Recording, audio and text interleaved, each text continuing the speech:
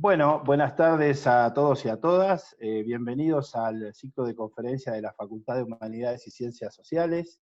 Este ciclo que ya está culminando porque hoy es el último evento que nosotros estamos presentando en formato virtual. Esto se ha realizado de esta manera por el contexto que estamos viviendo actualmente en la Argentina y continúa.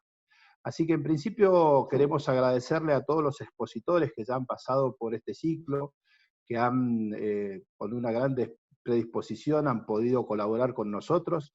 Y este ciclo que ha tenido una repercusión muy interesante, porque ha habido gente de carácter internacional y también de todas las regiones de la Argentina visitándonos, y continúan con las visitas porque justamente la idea es que puedan consultar el material en el momento también que tengan tiempo y accesibilidad para hacerlo.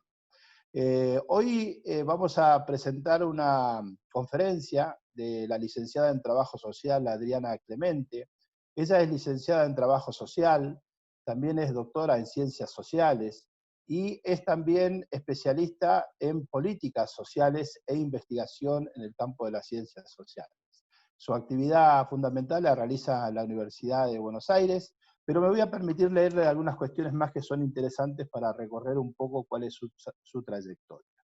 Ella también es profesora regular e investigadora de la Universidad de Buenos Aires, es una docente de categoría 1 en la categorización de investigación, ha sido vicedecana de la Facultad de de Ciencias Sociales de la UBA en el periodo 2010-2014, también es directora del Centro de Estudios de Ciudad de Facultad de Ciencias Sociales, periodo 2015 hasta la actualidad. Investigadora del Instituto de Estudios para América Latina y el Caribe, directora de la carrera de Trabajo Social en el periodo 2000-2004. Así que con estos antecedentes queremos hacer la presentación de Adriana Clemente, que hoy trae un tema más que interesante porque es un poco la idea central que tiene la ponencia del día de hoy, la conferencia del día de hoy, es poder reflexionar un poco sobre la accesibilidad como problema en las políticas sociales y a la vez revisitar ciertos conceptos que tienen que ver con el análisis de esta problemática.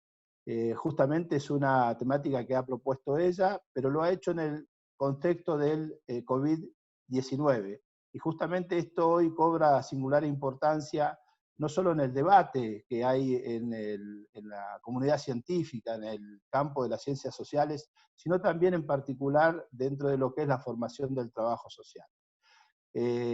Pasando ya a los avisos próximos, nosotros venimos trabajando todos los días viernes a las 17 horas con el ciclo de conferencias. Hoy termina el ciclo que estaba programado para la carrera de trabajo social en primera instancia, pero que ha sido visitado por todo integrante del campo de las ciencias sociales.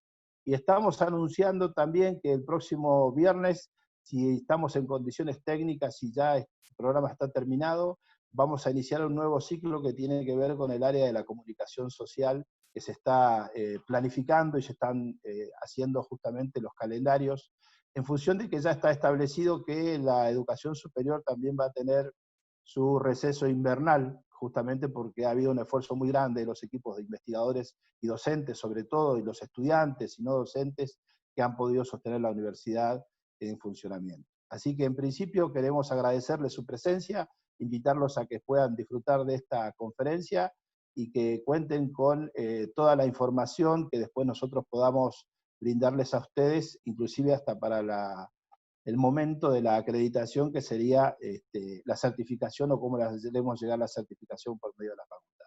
Muchas gracias a todos y a todas.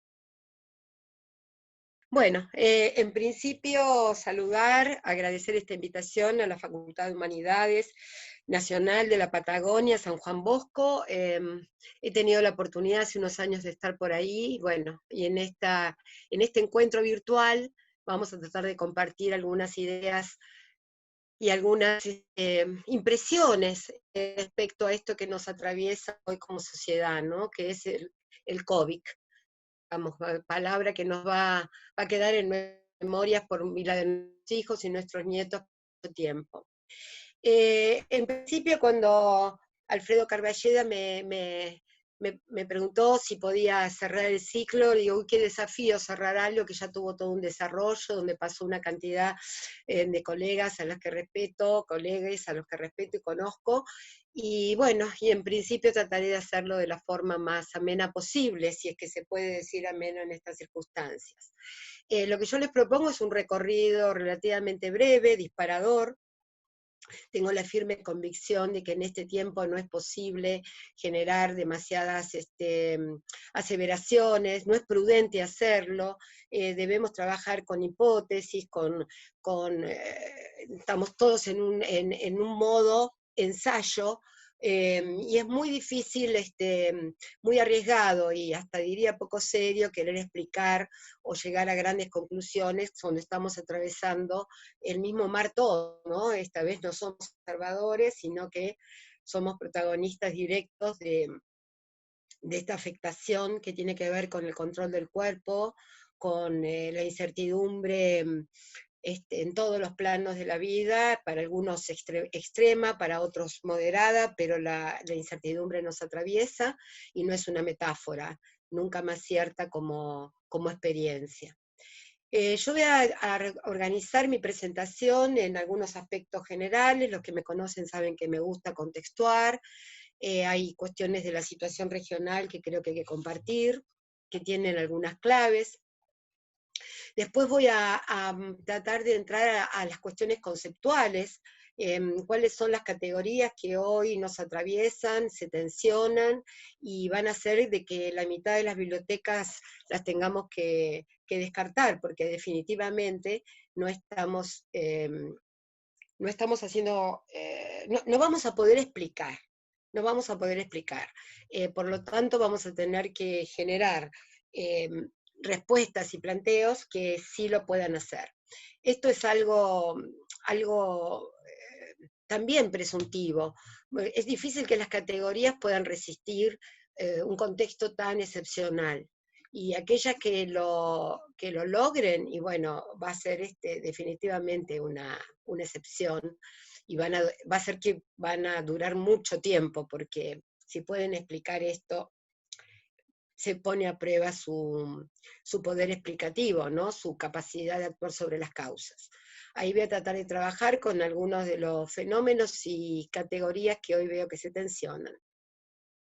Esto lo voy a hacer en relación a la crisis del 2001, porque en alguna medida hay también como una expectativa muchas veces de comparar cuando la situación es tan diferente, las crisis tienen circunstancias tan diferentes, pero como previo a la crisis sanitaria teníamos una crisis económica que se empezó a aparecer al 2001, en nuestra cabeza estas dos cosas empiezan a jugar de manera, diría yo, bastante traicionera. Es en esto que estamos tratando de producir entonces esta conferencia virtual. En primera instancia, en cuanto a la situación regional, lo que, digamos, el marco de mi presentación es que la forma en que se resuelven los momentos críticos en la sociedad habla mucho también de cómo va a continuar esa sociedad después. Entonces, la observación de la gestión del conflicto en este periodo es clave, y nosotros, trabajadores sociales, definitivamente estamos en ese sentido muy interpelados, porque bueno, se supone que la problemática nos convoca, por un aspecto o por otro. Por la sensibilidad que tenemos, por la profesión que elegimos, por los lugares donde nos desempeñamos y por los temas en los que investigamos y enseñamos. En todos los sentidos estamos atravesados. Bajo este supuesto, lo primero es mirar un poco la situación regional. ¿Cómo evoluciona la enfermedad en uno y otro lugar? Yo estoy tratando de encontrar algunas regularidades, tengo que trabajar esto, pero está claro que hay algunas cosas que van siendo como alguna pista, ¿no? Es decir, cuál era la situación previa de los sistemas, salud, cuáles son las condiciones, no solo sanitarias, sino también habitacionales de la población. El COVID, la pandemia afecta igual, ya vimos que no, qué pasó en Europa y qué pasó adentro de Europa. Entonces, ¿por qué no iba a pasar también en América Latina un fenómeno similar de que el impacto iba a tener distintos, el virus iba a tener distintos comportamientos? Ahí lo que tomo son algunos casos muy emblemáticos en este periodo, que tienen más que ver con países del tamaño del país, poder permitir alguna, cuando digo de la población, no hablo del territorio, ¿no? Porque en eso Argentina está claro de que es mucho más grande que Perú, que tiene casi la misma población que nosotros, o que Ecuador, o que Colombia un poquito más.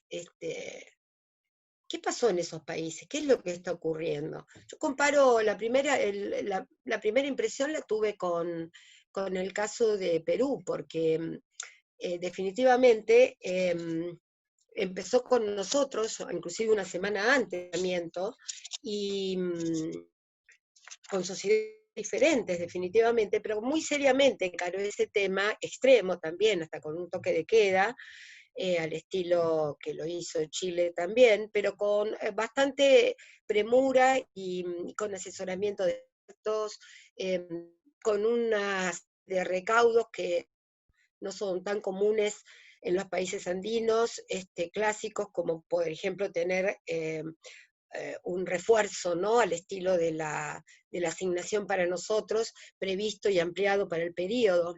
Sin embargo, la situación de Perú pasó a ser realmente crítica en cuanto a muertes, en cuanto a la cantidad de muertes. Estoy tomando el dato de muertes yo, básicamente. En este momento estamos hablando prácticamente de 5.000 personas en situación más que crítica en Perú. Sin embargo, las medidas fueron tomadas. Tenemos el caso de Ecuador, donde no se tomó ninguna medida, donde no se hizo directamente cuarentena, y vimos los muertos apilados. Tenemos el caso de Chile, ¿no? Donde se hizo una cuarentena mentirosa, y digo porque era un toque de queda nada más, durante el día la gente tenía que ir a trabajar, con reducción de transporte, quiere decir que estuvieran más apiñados que nunca, y sin embargo tenían que poder llegar a sus trabajos, pero después a las 6 de la tarde venía el toque de queda. Esas distintas circunstancias y los distintos resultados, ¿no? Que pueden hacer que hoy Argentina, en un sistema combinado de herramientas, sea de estos países el que pérdidas tiene.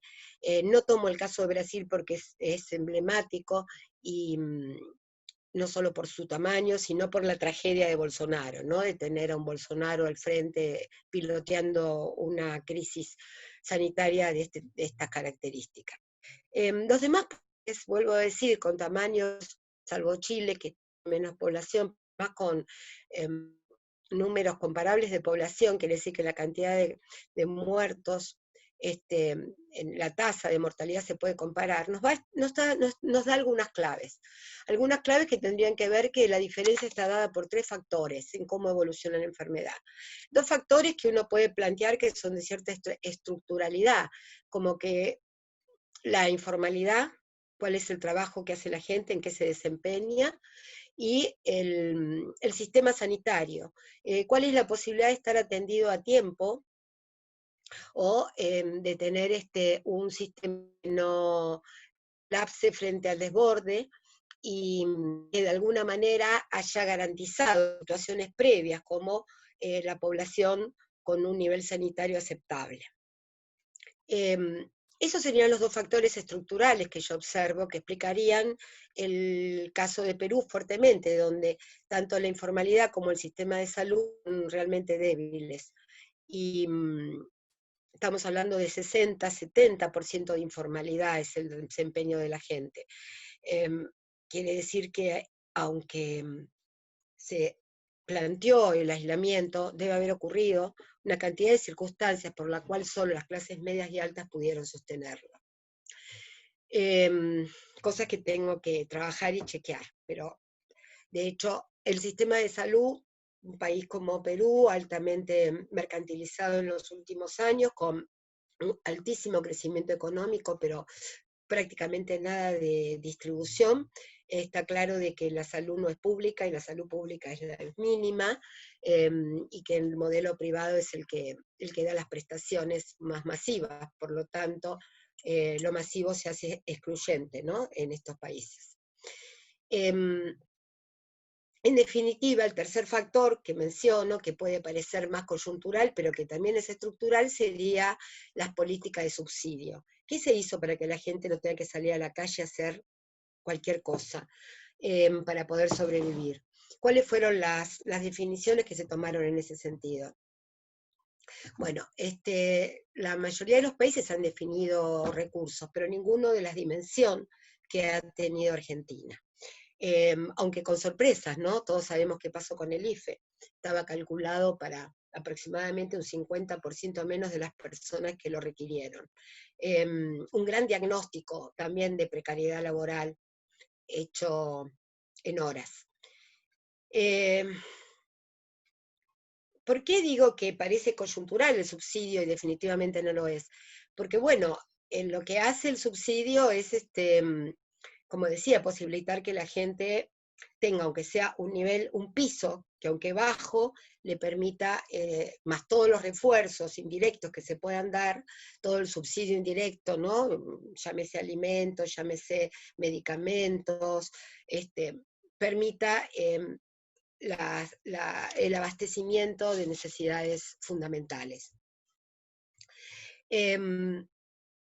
¿Por qué algunos pueden decir que es una herramienta de la economía y otros vamos a decir no? El subsidio siempre es una herramienta de la economía, pero nosotros lo vamos a poner en el campo de la política social, porque definitivamente el subsidio operó rápidamente, porque operó sobre la base de un sistema de protección previo que tenemos como país, muy golpeado por los años del macrismo, definitivamente debilitado, pero con algunos soportes que todavía operan, como sería una expansión de las jubilaciones mínimas, con un sistema de pensiones que le ganó, que le venía ganando, ¿no?, al de jubilaciones, pero que en definitiva no llegó a destruir el anterior. Y a su vez una asignación universal por hijo, que fue la única herramienta que el macrismo dejó despojada y aislada, pero que efectivamente quedó, sobre la cual todo el desmantelamiento de las prestaciones que reforzaban, hacían de la UH un instrumento poderoso y muy débil cuando quedó despojada, ¿no?, de toda la apoyatura y de una economía en movimiento. Estamos hablando siempre de sectores populares, que tienen alta dependencia de la acción del Estado al momento de alcanzar niveles de bienestar. En definitiva, en el caso argentino, ese sistema expandido de protección asociado a la seguridad social pudo ponerse en movimiento con voluntad política rápidamente, y eso va a marcar una diferencia de cuál es la cobertura que tienen los demás países, donde las coberturas son, además de mínimas, en términos de, son mínimos sociales, ¿no? Mínimas en términos de monto, también con alta focalización. Olvidémonos que entre sectores que caen en la pobreza o que pueden llegar a estar en una zona border, sino que están operando sobre el más pobre del pobre. Por lo tanto, la acción en una manifestación donde la economía se detiene, el resto de la población no puede generar sus propios ingresos y definitivamente se convierte en el rehén del COVID, vamos a decir, para seguir con la metáfora.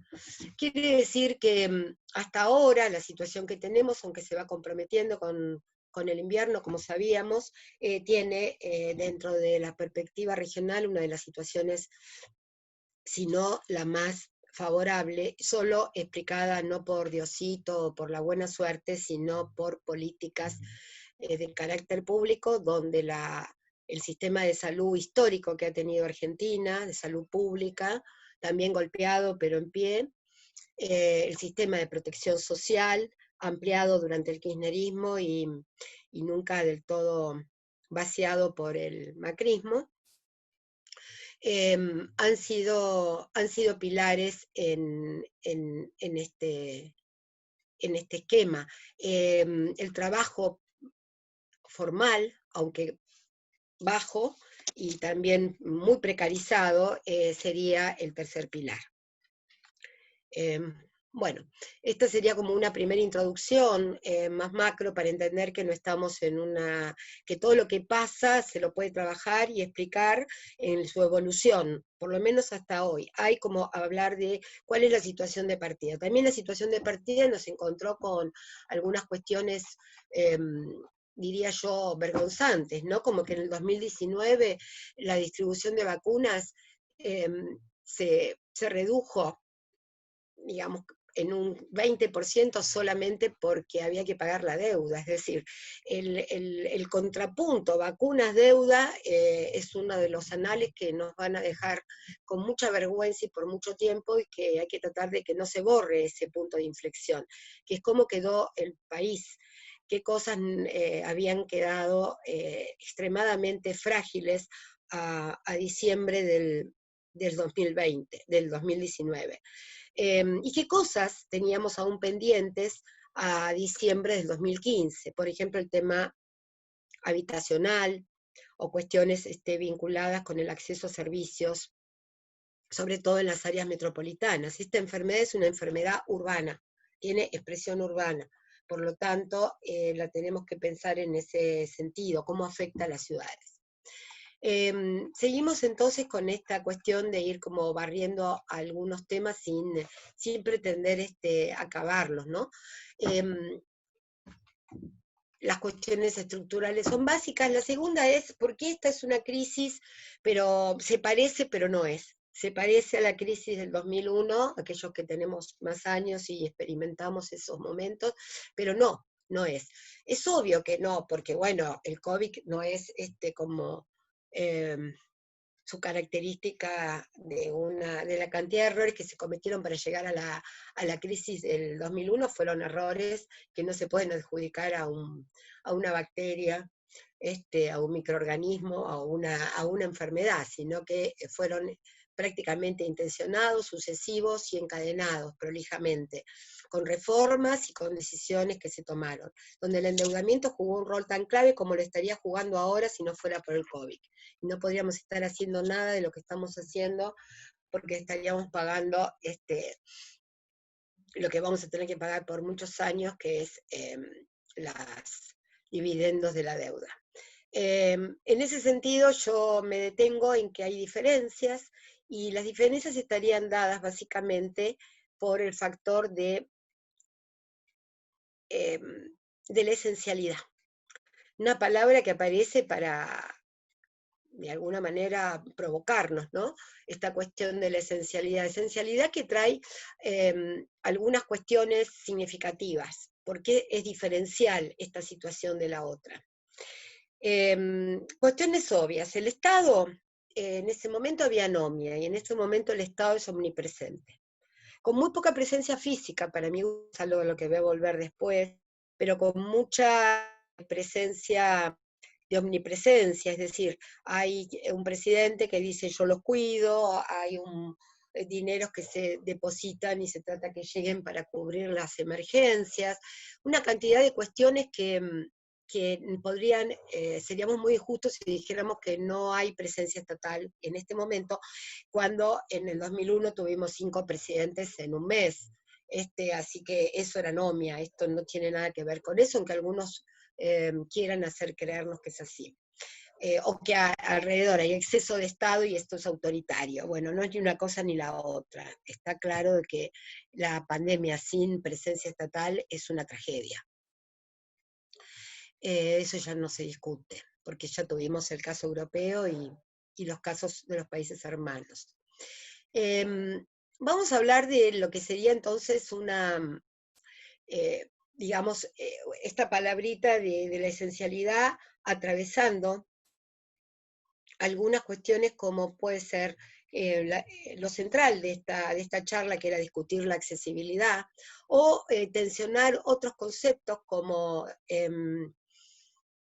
lo que yo en su momento trabajé como centralidades de la pobreza, que fue todos los resultados de investigaciones hechas para entender qué rol ha cumplido la política alimentaria en la crisis y por qué en los 5 años todavía en torno a todo lo que había sido la asistencia alimentaria, todavía no, sino que en torno a la asistencia alimentaria encontrábamos una cantidad de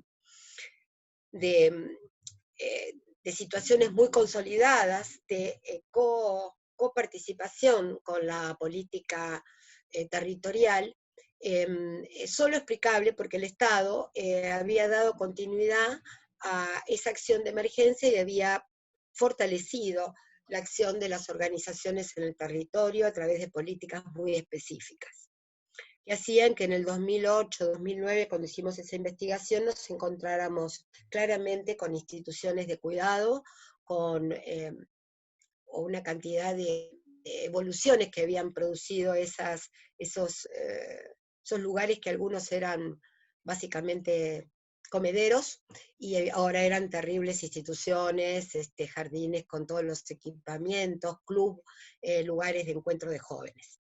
Y ahí conceptualizamos esto de centralidades de la pobreza, que son aquellas, es decir, aquella centralidad como lugar de poder que crece en torno a un recurso, en este caso podríamos decir esencial, como es el alimento. En ese momento no lo llamamos así, pero hoy podríamos recuperar esta noción de esencialidad para hablar del alimento, de la comida. Perdida la seguridad alimentaria, aquel que tiene alimentos y poder para distribuirlos es clave, y puede concentrar poder. Entonces, y el poder que tiene el Estado para designar quién lo puede hacer y quién no, también distribuye poder.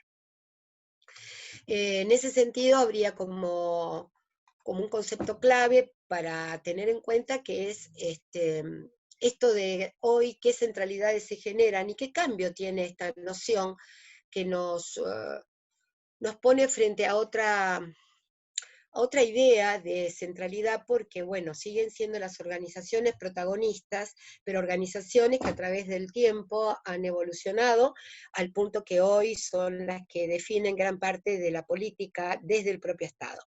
Ahí hay cosas para observar, para ver, y bueno, una experiencia nueva que estamos transitando, pero que ese concepto a mí me permite pensar que todavía tiene capacidad para explicar por la evolución que tuvo el tema de política alimentaria y al que debemos volver para ver cuáles son las diferencias. Mi preocupación sería que en todo caso, cada vez que hubo ausencia del Estado, hubo falta de control en el sentido nutricional, de apoyo, y en este mix que tenemos en este momento, y la urgencia y el tamaño que tiene la demanda, qué es lo que está ocurriendo en materia de seguridad alimentaria, es difícil de establecer. Y lo vamos a dejar así abierto. Pero que el tema centralidades y poder y de tema en disputa está clarísimo que lo seguimos teniendo. La accesibilidad, bueno, ¿qué es lo que estamos atravesando? Estamos atravesando un momento bastante particular, que es cómo se llega al recurso. Cuando en realidad yo trabajo accesibilidad desde la perspectiva del lazo social, ¿no? Y de la vinculación. Y lo trabajamos en función de observaciones que pudimos hacer durante una época de fuerte presencia de la política social y fuerte preocupación por generar vínculos. ¿Qué pasa en un momento que te dicen que no, que la vinculación es abstracta, que tiene que ser a través de una pantalla, que no debes estar cerca del otro, de que no es la solidaridad ni la asamblea la que puede sentir, damos la crisis de otro modo? Esos fenómenos que sí fueron claves en la crisis del 2001, hoy no se pueden manifestar. Hoy no podemos amucharnos, estrecharnos. Los que lo hacen a riesgo de su vida. Están los militantes, están los profesionales que sí están bajo el el techo de la, digo techo porque sigo pensando que es un techo, de la esencialidad. La accesibilidad está francamente condicionada y establecida. ¿Qué es accesible y qué no es accesible? Es decir, llegar a un hospital y que la atención sea inmediata en la mayoría de los lugares, por lo menos algún chequeo que hemos podido hacer, con una carpa, con lugares especialmente puestos, con camas disponibles. Eso sería una accesibilidad sin precedentes en materia de salud, ¿no? Todos tenemos la experiencia de ir a una sala de guardia y estar muchas horas. Ahora, cuando vemos qué pasa con ese mismo dispositivo para los sectores más pobres, y bueno, ya Ciudad de Buenos Aires nos dio una cantidad de ejemplos realmente reprochables en términos de amontonamiento, de horas de espera, de lugares absolutamente indignos para esperar un resultado de un hisopado. Quiere decir que tenemos estándares de accesibilidad diferentes. Se concibe de una manera y se implementa de otra. No podríamos hablar de que ni siquiera el punto nodal donde se pusieron todos los esfuerzos, que es desde una perspectiva epidemiológica de la infección, pensar en la atención médica rápida y eficiente y la contención de cualquier a pesar de eso, lo que observamos es que el tratamiento de ese proceso presenta diferencias bastante notables. El poder sobre los cuerpos, ¿no? Es decir, cómo se establece y cómo se atraviesa también por una lectura de, podríamos decir, de clase, podríamos decir al estilo de Bourdieu de actor y de capital en disputa, que es el acceso a la atención médica, y podríamos decir que ese lazo al que nos referimos, que es cómo se vincula el Estado con los sujetos a través de las políticas sociales, en este caso de la asistencia, está bastante restringido. Está restringido por factores objetivos, como que no hay posibilidad de que las acciones sean colectivas, visiblemente colectivas, y son visiblemente colectivas, pero en un abstracto, en términos del potencial de acceso. Pero todos vimos qué pasó frente a algunas situaciones, o donde, por ejemplo, no sé, el tema de los famosos cajeros, o momentos donde tenemos relatos bastante fuertes de lo que significa, por los compañeros que están en campo, lo que significa las colas de gente esperando para acceder con un tupper para acceder a una porción de alimentos. Esas cosas están pasando, y eso es accesibilidad, digamos. Definitivamente, con toda la complejidad que le ponemos al análisis de la accesibilidad y que yo no puedo desarrollar en esta presentación. Estoy tomando solo el aspecto más brutal del tema, que sería el acceso. El proceso que se da después más brutal digo porque es lo que tiene que ocurrir para que haya accesibilidad. El otro fenómeno es complejo, tiene aristas, y son los mediadores, todas las personas que median y que en este momento son las que están bajo el rótulo de la esencialidad, los que pueden hacer que ese proceso sea más o menos complejo. ¿En torno a qué? Necesidades también esenciales. Ahí es hablar un poco de la esencialidad, ahora sí, y no sé si voy bien con el tiempo, pero creo que necesariamente a mí es un término que me provoca. De hecho ahora estamos trabajando en un pequeño relevamiento con el grupo de docentes de una de las cátedras que dirijo, y bueno, y ya podremos componer un poco mejor esa noción que opera por default, ¿no? Es decir, qué no es esencial y qué es esencial, y de manera un poco abstracta, ¿quién define la esencialidad? ¿Por qué se puede ser trabajador esencial en un momento o ser parte de un servicio esencial, o en un momento sí, en otro no, o viceversa? Esto para mí es un tema central, y con esto avanzo hacia la última parte de esta presentación, digamos, que que lo que pretende es actuar bajo esta lógica de virtualidad, ser un disparador, no una situación que no queda, ya bastante nos queda distancia para encima agregarle densidad, o yo no aguanto conferencias muy largas, menos virtualmente.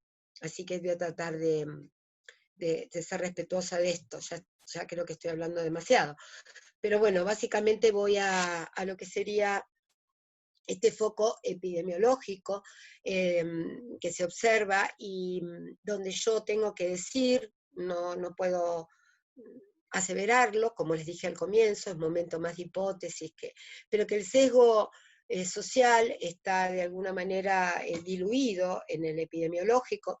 Yo no voy a hablar del económico porque la oposición que plantearon economía-salud no resiste ningún análisis, todos sabemos que en momentos excepcionales las acciones son también excepcionales y que la vida siempre está por delante de todo.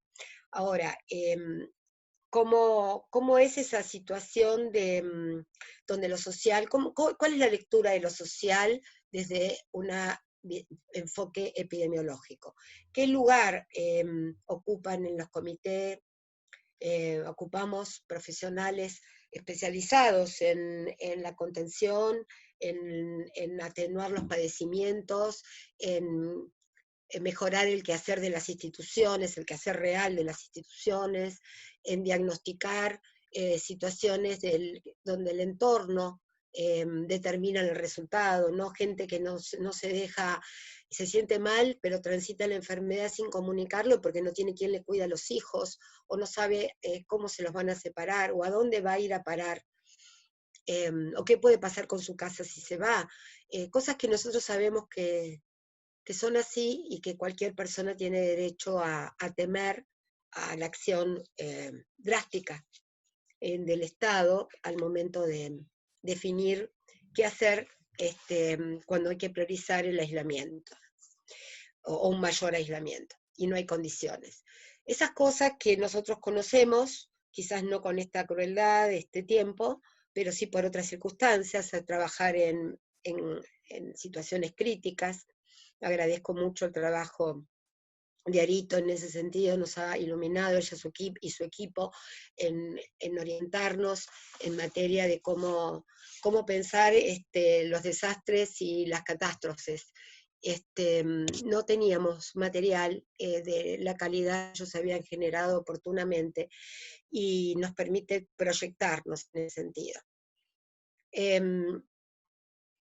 Los colegas que trabajan en salud son los que tienen más claridad. Me acuerdo que en Ushuaia, a los pocos días, Gabriela me manda un borrador de lo que iba a ser un primer protocolo.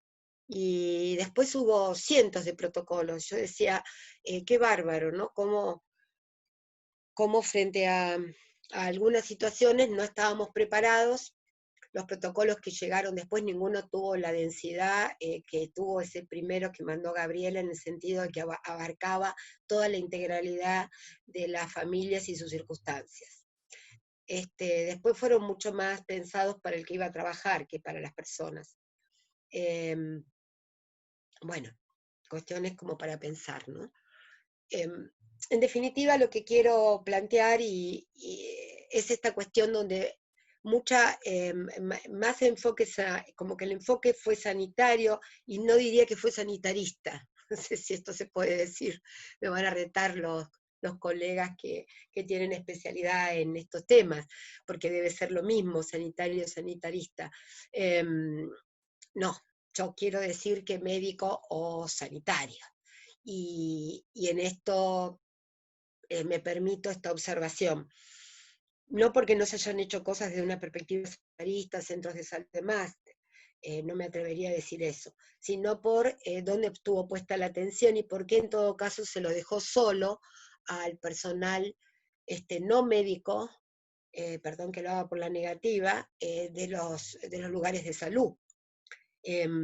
Quizás mi observación es cuál es el entorno, la red, la cadena de protección, de contención que generamos en en este periodo, cuando la noción de esencialidad quedó circunscrita en principio a muy pocas instituciones, después se amplió un poco más, pero siempre desde esta perspectiva, no de población de riesgo, básicamente, sino que todas las instituciones pasaron a ser instituciones, o muchas de ellas, o la gran mayoría, instituciones de riesgo.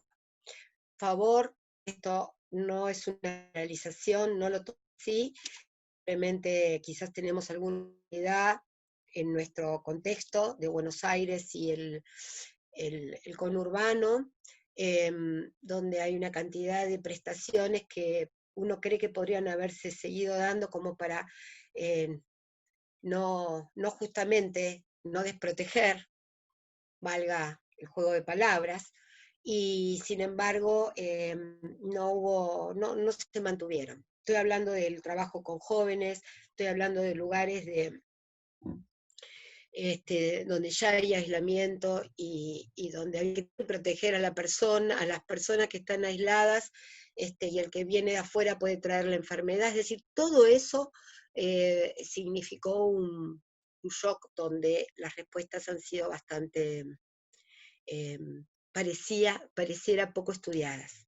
Y somos parte. En la universidad, por ejemplo, ausencia desde la académica del cómo actuar, no de qué pasa, sino de cómo actuar, y bueno, posiblemente tenemos mucha responsabilidad también en ese sentido. Es decir, no creo que haya nadie responsable intencional, y sí una suma de cosas para observar en este campo que me comprometo a estudiar y a trabajar junto con este colectivo tan amplio y tan activo que es el colectivo de trabajo social.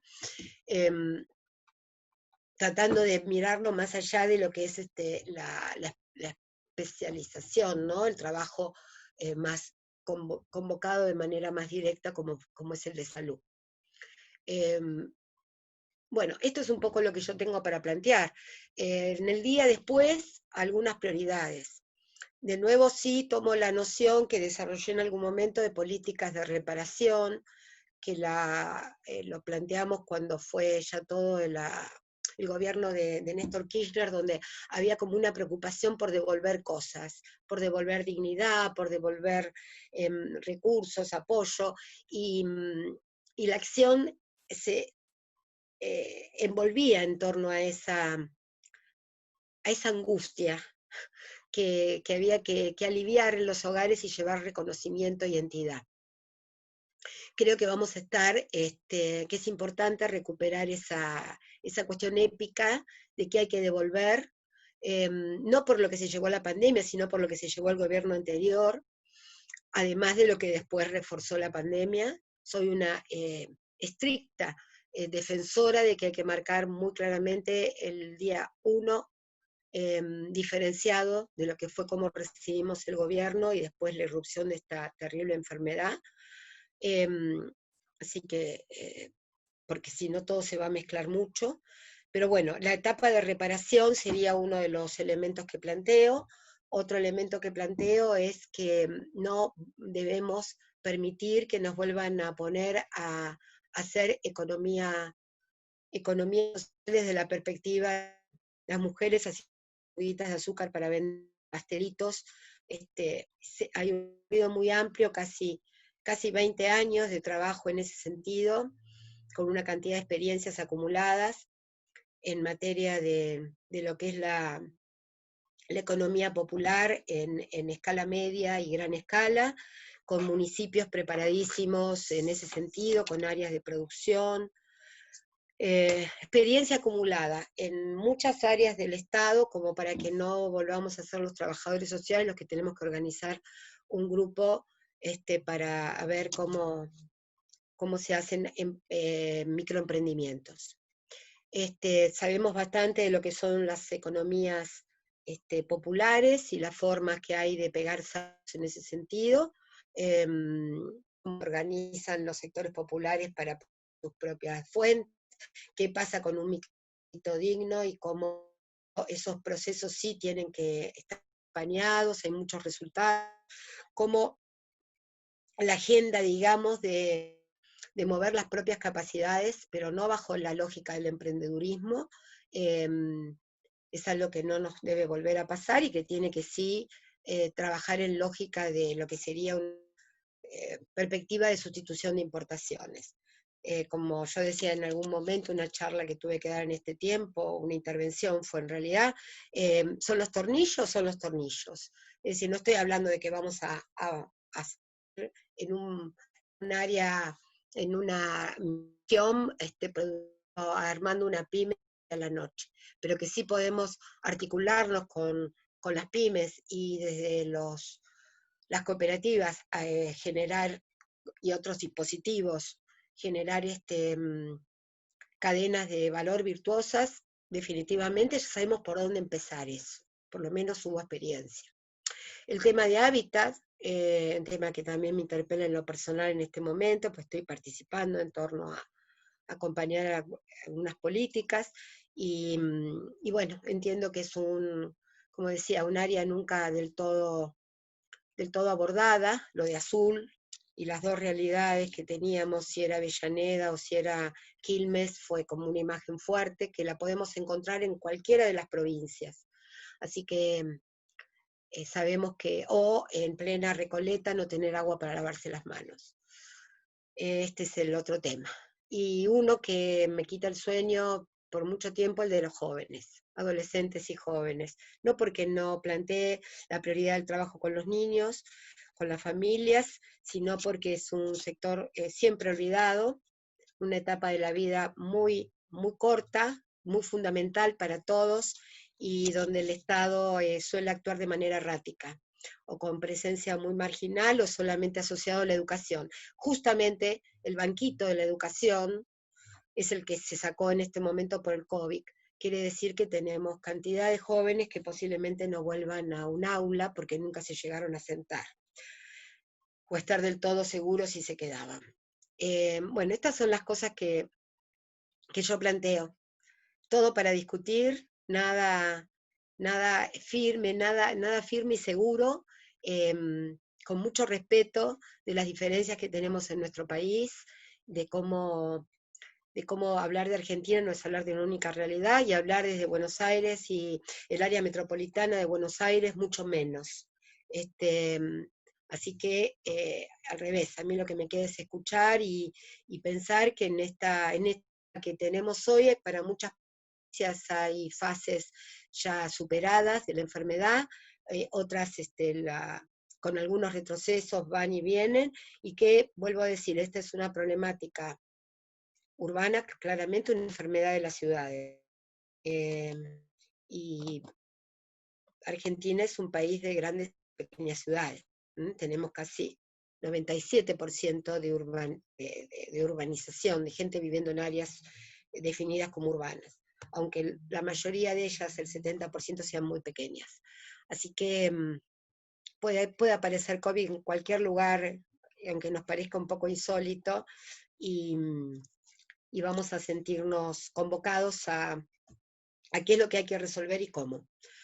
Ojalá esta pesadilla termine pronto y ojalá nos podamos encontrar en directo y después podernos abrazar y esas cosas que solemos hacer cuando nos cruzamos por la vida. Los saludo a todos y les agradezco el tiempo, y me quedo esperando la posibilidad de producir algunas reacciones a lo que ustedes crean que merece una nueva vuelta. Muchas gracias.